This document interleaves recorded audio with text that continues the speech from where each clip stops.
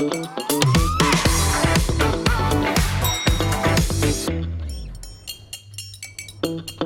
இல்லாம colour print பண்ணுங்க, அதுவும் மிக குறைஞ்ச விலையில. Epson eco tank printers. இது வெறும் ஃபேபுலஸ் இல்ல, இது டோட்டலி பிரிண்டபிளஸ். உலகின் முதல் 3 ஏஐ வல்லரசு நாடுகளில் ஒன்றாக இந்தியா உருவெடுக்க வேண்டும் என்று பிரதமர் மோடி வலியுறுத்தியுள்ளார். டெல்லியில் நடந்து வரும் இந்தியா ஏஐ இம்பாக்ட் சமிட் 2026 தொடர்பாக பேசிய பிரதமர் மோடி, இந்தியாவின் சேவை ஏற்றுமதியின் முதுகெலும்பாகவும் பொருளாதார வளர்ச்சியின் முக்கிய அங்கமாகவும் இந்தியா தொழில்நுட்பத்துறை இருந்து வருகிறது. ஆட்டோமேஷன் மற்றும் செயற்கை நுண்ணறிவு மூலம் செயல்படும் அவுட்சோர்சிங் மூலம் மட்டும் வரும் 2030ஆம் ஆண்டுக்குள் இந்தியாவின் ஐடி சந்தை மதிப்பு 36 லட்சம் கோடி ரூபாய் வரை அதிகரிக்கும் என்று ஏஐ தொடர்பான பல்வேறு ஆய்வுகள் தெரிவிக்கின்றன.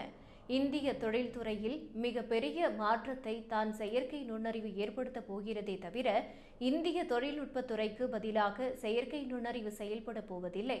மிகப்பெரிய நிறுவனங்கள் சந்தித்து வரும் கடினமான பிரச்சினைகளுக்கான தீர்வுகளை இந்தியாவின் தொழில்நுட்ப நிறுவனங்கள் வழங்கி வருகிறது.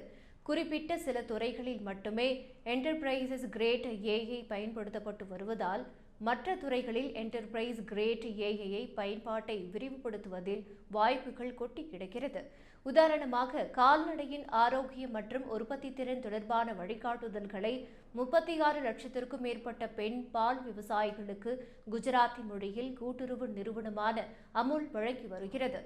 இந்தியாவில் வலுவான ஏஐ தொடர்பான ஈகோசிஸ்டமை உருவாக்க இந்தியா ஏஐ மிஷனை பயன்படுத்தி மத்திய அரசு பல்வேறு நடவடிக்கைகளை எடுத்து வருகிறது என்று தெரிவித்தார். மேலும் தொழில்நுட்பத்தை பயன்படுத்தும் தேசமாக மட்டும் இந்தியா இருக்கக்கூடாது என்றும் தொழில்நுட்பத்தை உருவாக்கும் தேசமாகவும் இந்தியா வளர வேண்டும் என்று மோடி வலியுறுத்தியுள்ளார்.